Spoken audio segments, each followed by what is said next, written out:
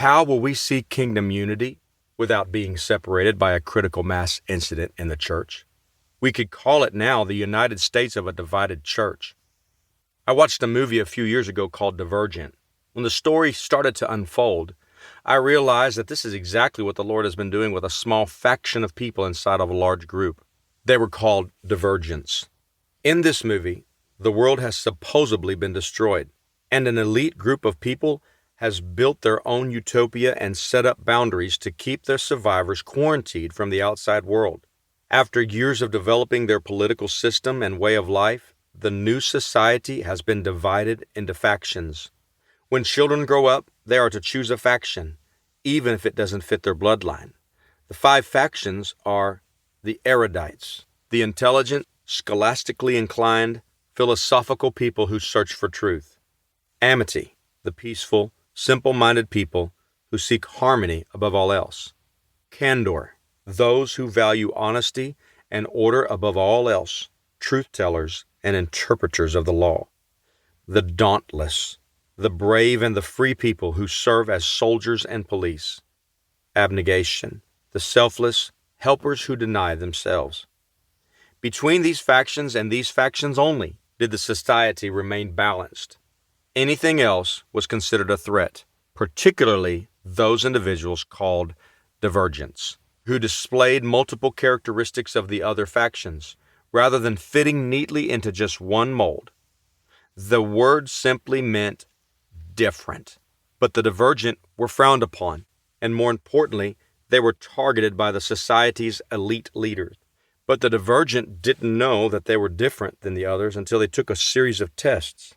Once they did, everything began to make sense to the divergent because they were able to see beyond the societal boundaries that had been created. While the tests were designed to classify people and make them fit in, they showed the divergent that they would never fit in and that the social elites would never control them. In the movie, they were called divergent.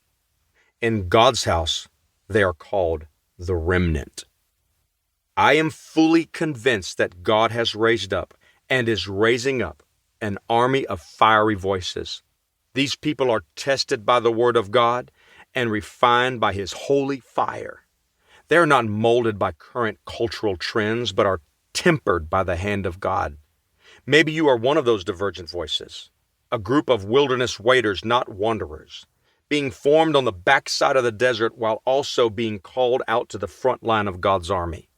When these people speak, they don't sound like normal everyday preachers. They are not passive or political. They are powerfully different voices, often misunderstood. These people look like everyone else, but they don't think, act, or sound like anyone else. They are divergent.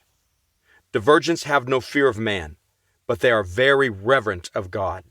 They are those who live a whatever he says way of life. You can't control them through factions. They are completely surrendered to God. God has them in His quiver, and He is launching His arrows in this new season.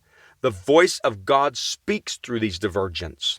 They are out of step with the world. Don't get me wrong. They know order.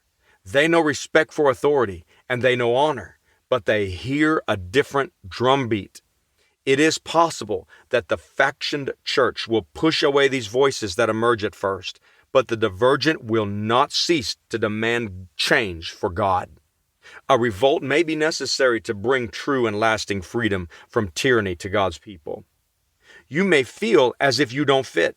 The current culture will label you as a defect, but God is raising you up as a deliverer.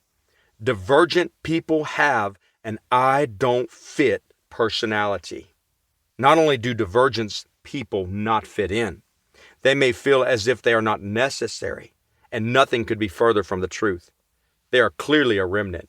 When you have come to the end of a roll while laying carpet, there's a piece that is not used because it just doesn't fit.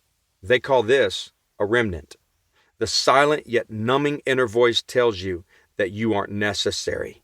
You must silence that thought quickly before it takes root, because it comes from your enemy. People want you to fit into the mold. Do what they do. Speak the way they speak. This is the complete opposite of an emergent divergent.